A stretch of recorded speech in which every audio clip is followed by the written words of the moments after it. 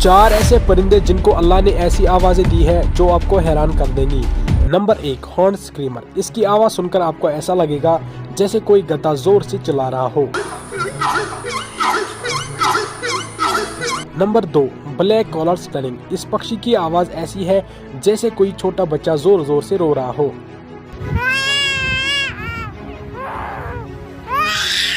Number 3, lyre bird. ये परिंदा तो मिमिक्री का उस्ताद है। ये हर तरह की आवाज निकाल सकता है, जैसे कैमरा की क्लिक हो या गाड़ी का हॉर्न।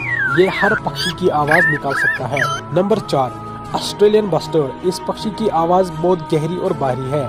इसकी आवाज सुनकर आपको ऐसा लगेगा जैसे शेर दहाड़ रहा हो। बेशक अल्लाह जबरदस्त बनाने वाला है।